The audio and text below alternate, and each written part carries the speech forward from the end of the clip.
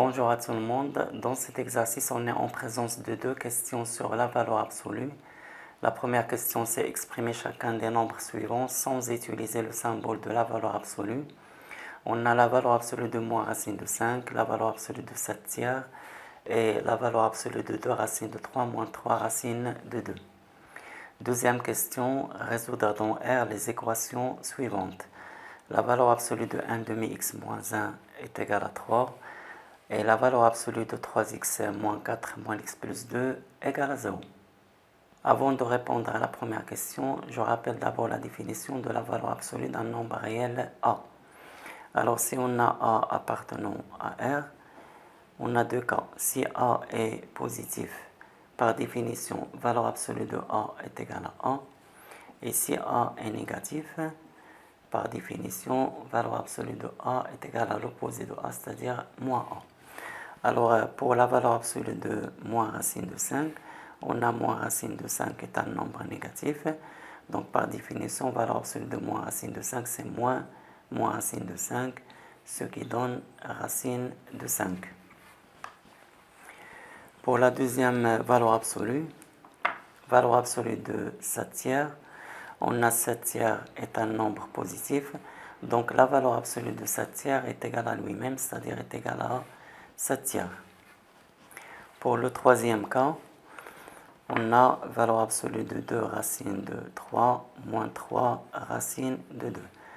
Alors, pour écrire ce nombre sans le symbole de la valeur absolue, il faut savoir le signe de 2 racines de 3 moins 3 racines de 2. On a 2 racines de 3, le taux au carré est égal à 4 fois 3 est égal à 12. Et 3 racines de 2, le taux au carré, est égal à 9 fois 2 est égal à 18.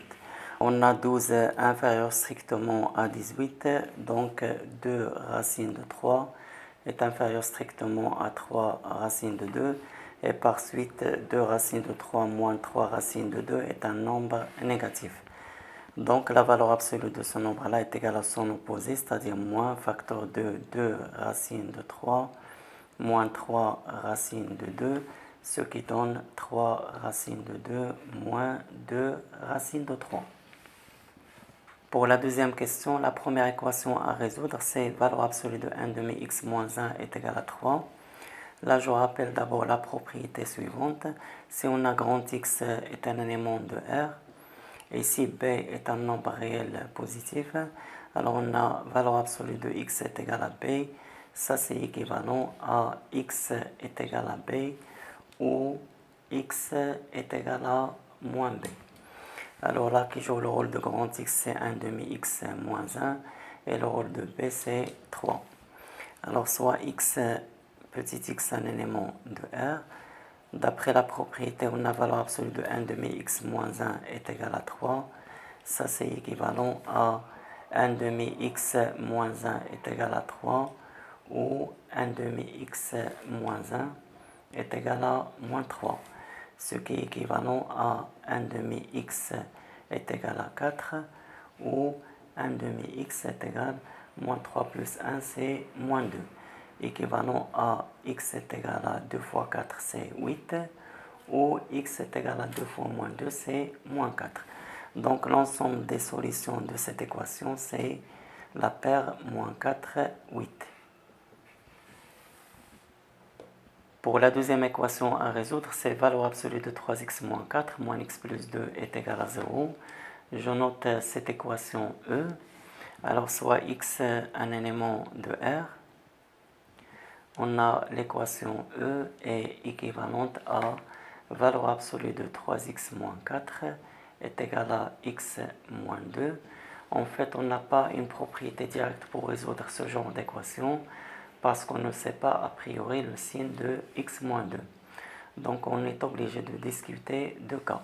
Le premier cas, si 3x moins 4 est positif, c'est-à-dire x supérieur ou égal à 4 tiers, alors dans ce cas, la valeur absolue de 3x moins 4 est égale à 3x moins 4, et l'équation devient E équivalent à 3x moins 4 est égal à x moins 2, équivalent à 3x moins x, c'est 2x, et moins 2 plus 4, ça donne 2.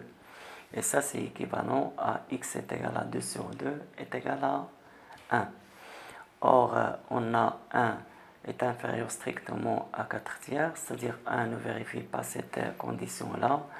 Donc, S1 est égal à l'ensemble vide. Pour le deuxième cas, si 3x moins 4 est inférieur ou égal à 0, c'est-à-dire x inférieur ou égal à 4 tiers, alors dans ce cas, la valeur absolue de 3x moins 4 est égale à l'opposé de 3x moins 4, c'est-à-dire moins 3x plus 4. Et dans ce cas, l'équation E est équivalente à moins 3x plus 4 est égal à x moins 2, ce qui est équivalent à moins 3x moins x, c'est moins 4x, est égal à moins 2 moins 4, c'est moins 6. Et ça, c'est équivalent à x est égal à moins 6 sur moins 4, ça donne 3 demi. Or, on a 3 demi et supérieur strictement à 4 tiers. Donc 3 demi ne vérifie pas cette condition-là. Donc S2 est égal à l'ensemble vide. Et par suite, S est égal à S1 union S2. Et l'ensemble vide union l'ensemble vide, c'est l'ensemble vide. D'où l'équation E n'a pas de solution dans R.